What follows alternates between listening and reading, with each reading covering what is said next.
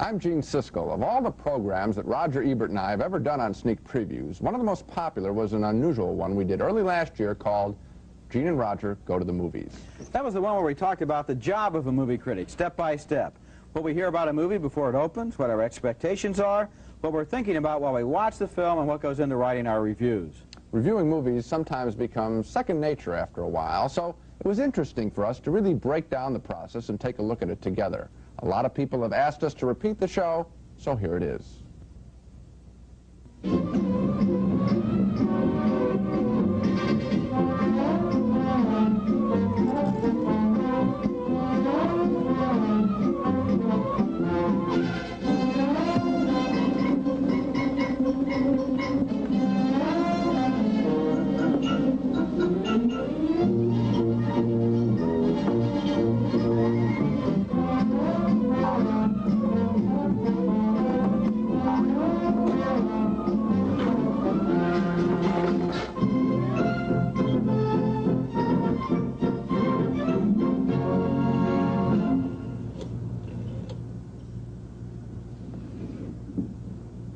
Gene Siskel, please.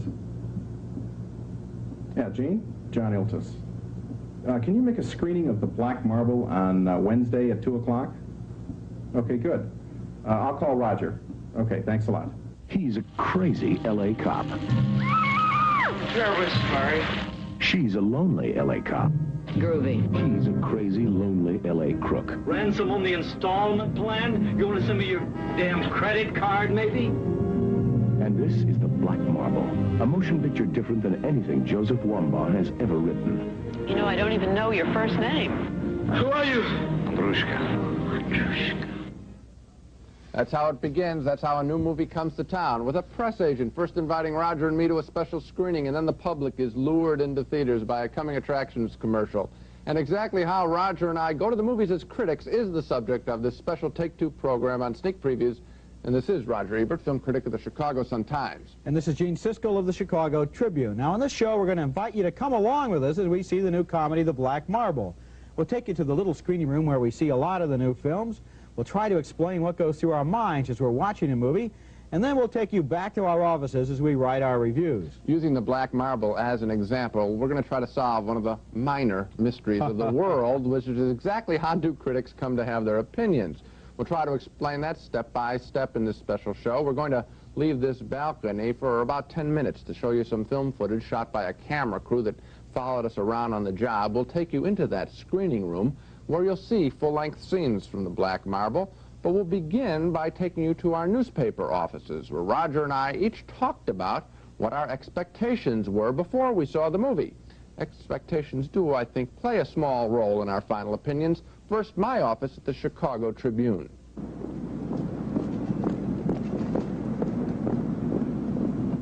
All that I know about The Black Marble before I go in to see the picture, that it's made by the same people who made The Onion Field last year, which gets me a little bit excited because I happen to like The Onion Field last year. In fact, I put it on my top 10 list of films for the entire year. Same director, Harold Becker, same screenwriter, Joseph Wambaugh. I'm looking forward to it on that basis. And on one other basis, a friend of mine, the TV critic who works here at the Tribune, Gary Deeb, he knows Wambaugh. Wambaugh showed him the film, The Black Marble, a month ago, and Deeb told me he liked it. So I've got that anticipation. He also told me, though, Deeb said it's a comedy. Now I'm skeptical a little bit because The Onion Field was a police thriller. This new one's a comedy. It's very tough to be able to do both kinds of films. So a little bit of anticipation and a little bit of skepticism before I go to see The Black Marble.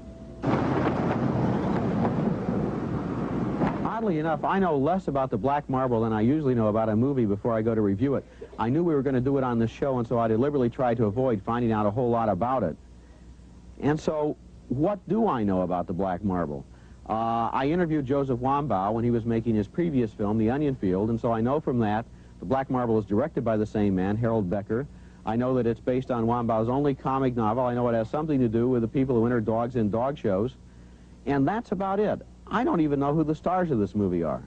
I haven't read the book the film is based on. I did get one of these press kits listing a lot of technical information. I'll look at that when it comes time to write the review, and I'll say I've forgotten who the editor was or the cinematographer or something like that. Basically, I'm walking in hoping it's a good picture, which is sort of the way I like to feel whenever I go to review a movie. So what are my expectations about this film? Well, in the first place, I haven't talked to anyone who's already seen it, so I haven't been told that it's good or bad. I do know, though, that it was produced, directed, and written by the same team that made The Onion Field, and I thought that was a good film, so obviously my expectations are high. I hope The Black Marble will be at least as good.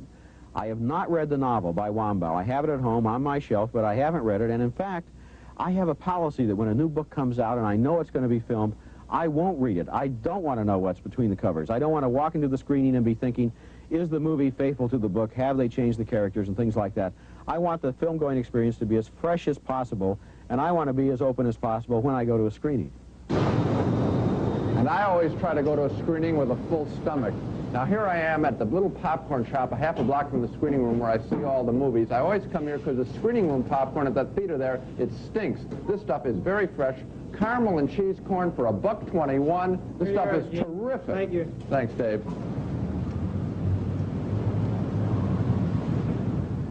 This is the Chicago Theater on State Street. It's the third largest theater in the country, but inside on the 7th floor is the smallest theater in Chicago. It's actually a private screening room where Gene and I see most of the new movies before they open. The entrance is around the corner and down the alley. People sometimes ask if it has an effect on a movie critic to go to a screening and see the film like this all alone without an audience. In my case, I don't think so. I see some movies in screening rooms like this. I see other movies in regular theaters. Buy a ticket, go in, sit with the audience. In both cases, I try to be as objective as possible in reporting what happens between me and the screen. Hi, Gene. Hi, Roger. How you doing? Okay. In every theater, I have a favorite seat I like to sit in, sort of habit. In this screening room, I like to sit in the last row, sort of off to the side. The last row because it's the only row that doesn't have any rocking chair seats. And in some bad movies, rocking chair seats can really lull you to sleep. You know, it is a funny thing about going to the movies. When you go to a couple hundred movies a year, you do get into rituals, patterns of habit. I usually sit in this seat, for example, and I don't know why. I guess it's just a habit with me. I do know that when I go to a regular movie theater, no matter where it is, I always have the same kind of strategy when I walk in. I always choose a seat that's twice as far back from the screen as the screen is wide. Now, there's a theory that that ratio is right in terms of your eyes, and I don't know if it's true or not, but it seems to work for me. Sometimes people wonder whether critics take notes in the movies. I happen to do so. I started about 10 years ago doing it. I think it's because I was a reporter before I was a movie critic, so in effect, just like a reporter going to a fire, I take notes on my reactions to the movies. Also some facts and figures, so I don't have to remember, for example, how much somebody robs a bank for. One funny thing about this note-taking, when I go back to write the review with the newspaper, I rarely look at my notes. I usually don't take notes when I watch a movie. I tried it years ago when I started as a film critic, and I found it to just be a big distraction. I was always writing notes while something else was happening in the movie, and to me it's just a lot better to let the movie happen, and then if there's something in the film that's worth remembering, I find that I remember it. Well, it's no big deal, but I am able to take notes in the dark. In fact, one of the gifts that I often get are lighted pens. I've got about 8 of them at home, haven't used a single one. Finally, when we get everything together, our notepads, our popcorns, our pens, whatever, and also our eyes, of course, finally it's time to signal the projectionist to start the movie. One of us just goes over and flicks these light switches down here.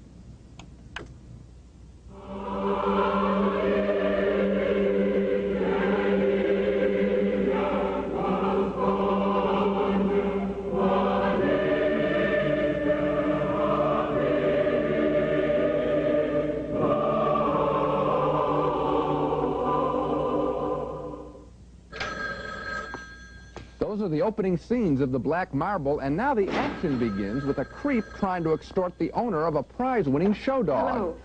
Is this Madeline Whitfield? Yes? My name is Richard. I want to tell you that that schnauzer bitch you have is not Vicky. Understand me? That schnauzer bitch you have is not Vicky. Now you'll know that when she revives from the tranquilizer that I gave her. Excuse me, I don't understand. I'm telling you that I've kidnapped your schnauzer bitch. You have another one. Now listen to me. I want $85,000. How much? $85,000. Oh, that's impossible. I don't have $85,000. I can't get $85,000. You listen to me. I know all about you. You're rich, you and your big house. Yeah, just do as I say, okay? No, listen to me, sir. This big house, I live here alone, and the upstairs is closed off, and I had to refinance the house last year. I don't have any... Listen, I don't... Shut up! The dog owner contacts the police. Assigned to the case, detectives Robert Foxworth and Paula Prentice, uneasy police partners working together for the very first time. Sergeant, I've managed to raise $20,000, and I decided that if you release Vicky unharmed, I'm going to give it to him. For a dog? That's stupid. Natalie, please. Miss Whitfield, Sergeant Zimmerman didn't mean to imply that you were... hell, I didn't. Miss Whitfield, what I'm hoping is that we can arrange a money drop tomorrow, and that you'll trust me to arrange a surveillance. If it looks too chancy, we'll let the money go. Would you agree to that? Alnikoff, we're talking about a dog. What do you mean, let the money go? Sergeant, you know I trust you.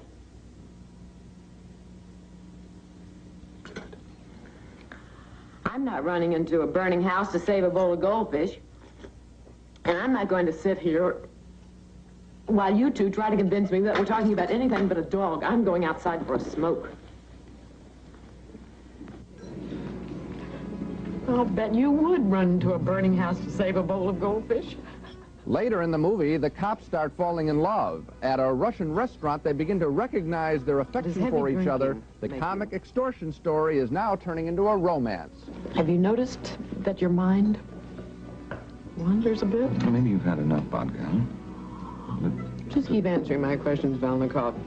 You got your case, I got mine. Let's go to your case, place, so I can work on my case. My place? Yeah. You got any Russian vodka there? Yes. Yes, I do. Now, I'm not being chauvinist, honest. It's just that, Russians love to give flowers.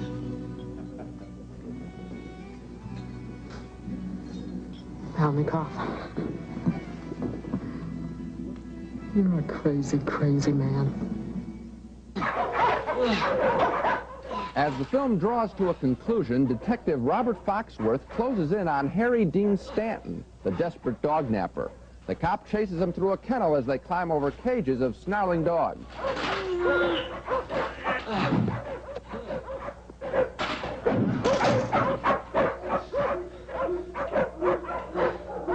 Who are you? Who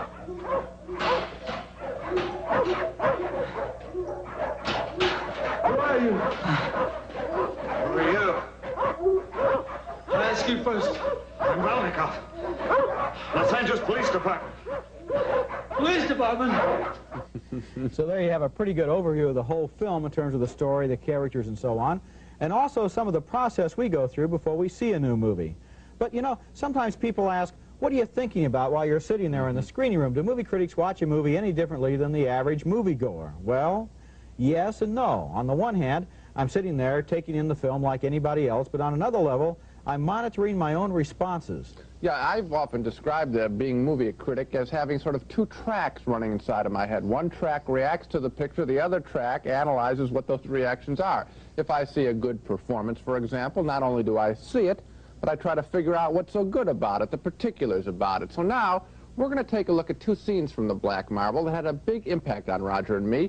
You'll see the scenes and eavesdrop on what our mental reactions were, what we were actually thinking about the first time we saw these scenes. Let's go back to the screening room. Here we are 30 minutes into the movie, and here's the second comedy sequence I've seen that's really heavy-handed. Well, I gave it a try, Captain, and it's not going to work out. Paula Prentice is complaining about her partner to her police bosses, but the writing here is gag lines, not natural dialogue. And Prentice, she's terrible. The way she reads her lines reminds me of Paul Lynde's wisecracking on the Hollywood squares. Eccentric. He's crazy. That's wacko. Do you understand? I'm not saying zany, balmy, or goofy. I'm saying he's a psycho. Name one crazy thing he did. It's a combination of things. He's gone round the bend. He's a candidate for a medical pension, a gold retirement badge, and a canvas blazer with wraparound arms. Name one crazy thing he did. He said he was going to make himself Christmas dinner. Christmas was 2 weeks ago. This isn't a police station, a real one. This is a shouting match, and it turns the scene into Joke City. Prentice comes off as a kooky lady, not a real person. A bad image of a woman. Why can't she be real? Clarence! Captain. Yeah, I'm a little busy right now, Natalie. If you could come back a little bit to do... No. Clarence! Nuts, Captain. I can't get this open. You want to know what Friday was, Natalie? Russian Christmas. His Christmas.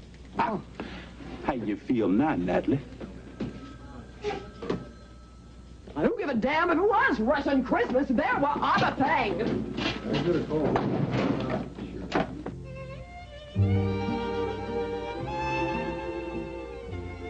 I like the formality here, the way they're deliberately a little stiff with each other to cover up their embarrassment of being attracted to each other. You can translate the lyric if you like. He sees a snowstorm howling behind the windows.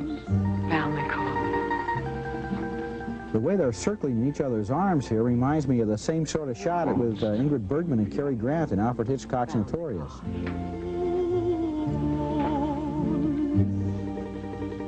I loved you so much. Balnikov. Let's have another drink. I like it that they made the leading character a Russian. I like ethnic characters in the movies rather than characters who aren't specifically anything or anybody.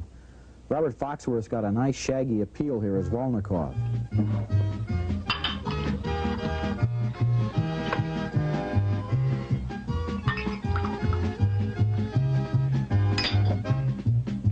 Zdrovia.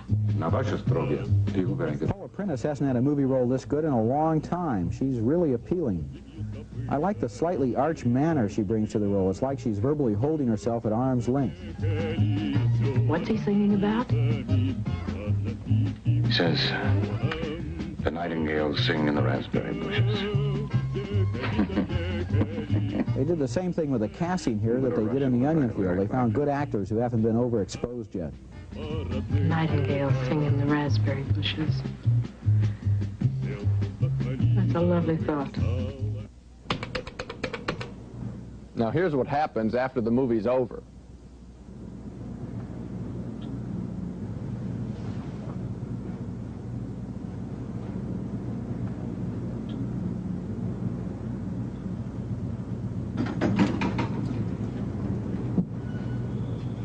Right after a screening, we never talked to each other about the movie.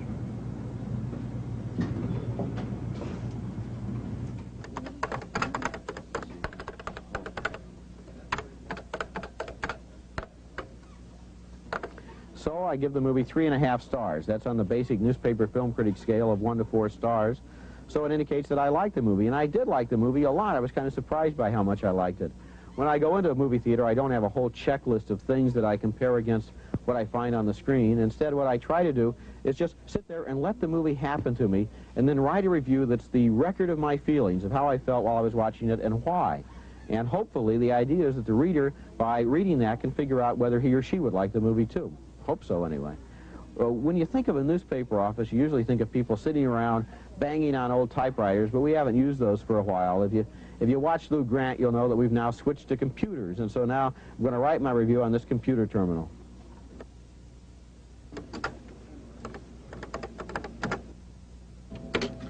I'm giving The Black Marble 2.5 stars, which is sort of a middling review. I don't know what Ebert gave it, but 2.5 stars for me means, well, I wouldn't send my best friend to go see it. There are a lot of things I did like, and then there are a lot of things I didn't like. And that's really the essence of my review, at least that's what I'm going to try and communicate, which is that for every good thing I can name in this picture, I can name a bad thing. And that's how I decided to start my review, which is always a question, how do you know how to start? I started as a newspaper reporter here at the Tribune, so I try and come up with sort of a news lead, the dominant thing that I think about the picture, and that's going to be, for every good thing I can name a bad thing. One of the things I'm really going to get into in my review is the offbeat nature of this film, and it is offbeat. Not just the story, which is weird enough, but also this romance between the two police detectives. It's not often in a film that I get so wrapped up in the characters that I can really accept them and follow them as plausible, actual human beings. But I could in this case. I really did care. It's a very uneven kind of film. One of the biggest strengths, one of the biggest weaknesses, there's two parts to the picture. The strength is the cops and creeps story in here, that veterinarian, that weird guy. They handle that beautifully, the extortion plot. That's very well done. The bad part is the other half of the movie, the romantic part. I think that this guy, Joseph Wambaugh, has a very sure knowledge of cops and creeps. He was a policeman himself. I don't think he has a very good fix on these romantic ideas. I'm sure policemen always think they're hard-bitten and they always think they got that soft side. His soft side he doesn't handle very well. Here's another thing in the film that's split, one good, one bad. The acting. Harry Dean Stanton, the veterinarian, one of my favorite actors. He's excellent here. There's a lousy performance given in the film, though, I think, by Paula Prentice, playing the love interest, the other cop. She seems to think she's still on a Love Boat segment, plays it very loud, pushes it very hard, doesn't work at all. Strengths, weaknesses, all throughout the Black Marble. That's what's in my review. What I really found myself getting into in this review was the juggling act that goes on in this film, because there are so many different elements that you really wouldn't think would go together. You have the whole business of kidnapping the dog, the sad plot of the dog's lonely owner, the romance between these two police detectives, the Russian subplot with all the music and quoting the lyrics and so forth. This really weird, bizarre chase scene through the kennel with all the savage dogs barking at everyone. And you would think that these elements would fly apart, but somehow the movie holds them all together, so we really get involved and it all works at the same time, which really kind of impressed me, and that's basically what I said in my review right here. The Black Marble is a delightfully twisted comedy, backing into itself, starting out in one direction, ending up somewhere else, constantly surprising us with its offbeat characters. That's the first sentence in your review in the Chicago Sun-Times. 3.5 stars you gave it. That's a very enthusiastic reaction to the film. We have a big disagreement, you know. I was surprised how much I liked the film, especially since it did start slow, so I came to like it as it moved along. I noticed in your review you gave it naturally 2.5 stars, as you said. And you say that Wambaugh here knows the world of cops and creeps very well. He writes about them with great style. However, Wambaugh also has romantic and cosmic pretensions that burden this film with symbolism and schmaltz that undercut his movie's fine, bitter edge.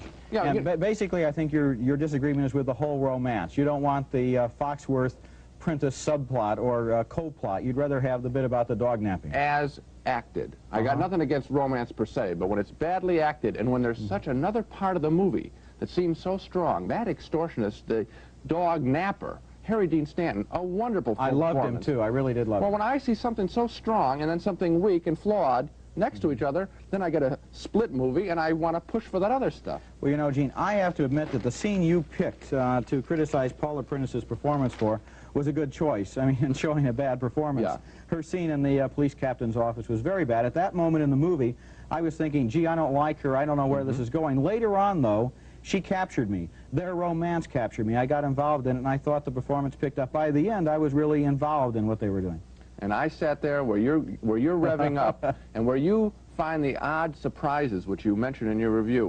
Where you're being surprised, I'm being alternatingly pleased and disappointed. And I put this film, as critics often do, I put this film up against the last one that the guy directed, The Onion Field. And there, too, I found that the tough world of criminals, beautifully handled. Here, also beautifully handled. That's Harry Dean Stanton. I just want to emphasize, this guy is unknown. I hope this film makes him the star he really deserves in the public mind. But again, there's this soft stuff in there. I don't know. Soft stuff. Do you even agree in my split at all? Do you prefer the creep story? I see the split. I applaud the split. So often in a cop movie, once you're familiar with the genre, once you've seen a dozen or 100 movies like this, you know after the first 15 minutes what's going to happen. Here, you didn't know. Here you could be constantly delighted by twists and turns that the plot was taking. Here you could say, this dog napping thing is insane, but I'm involved in it. Then here comes the romance. It's out of left field. They're in love on a serious level, but at the same time they're crazy. They're funny. I enjoyed that way that the movie seemed to find itself free to go back and forth between various tones and moods. I really did. If he had been equally good in handling it, I would have felt the same way. But I think that it's one thing to know how to make thrillers, which he does.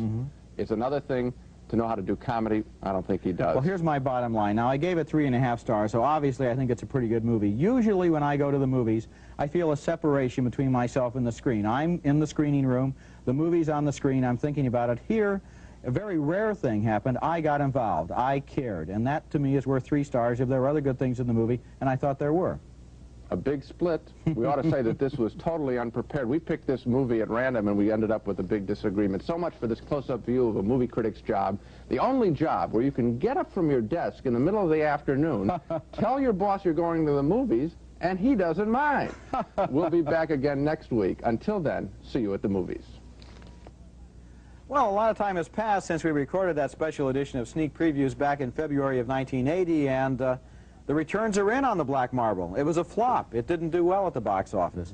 And I'm afraid it didn't get very many good reviews either. In fact, my review is one of the few really favorable ones, and most of the critics tended to agree with Gene's position, which is that the pieces didn't fit. The parts of the film didn't come together. Well, how do you feel about that? Were you wrong? I was not wrong. I was right. I feel badly that more people didn't go to see this film. In the year and a half or more since I saw The Black Marble, I've seen a lot of films that didn't have one half as much comic originality, as interesting characters, as much individuality. I think I was right about the film. Well, and I take pleasure in the fact that, not that the film failed, but I think I found the flaw in the film. And as a critic, I can take legitimate pride in that, just as you can take pride in sticking to your guns about what you saw. I think that the film really should have played it more straight on the crime story, and I think it would have been a much more interesting picture. The romance just blew it out the window.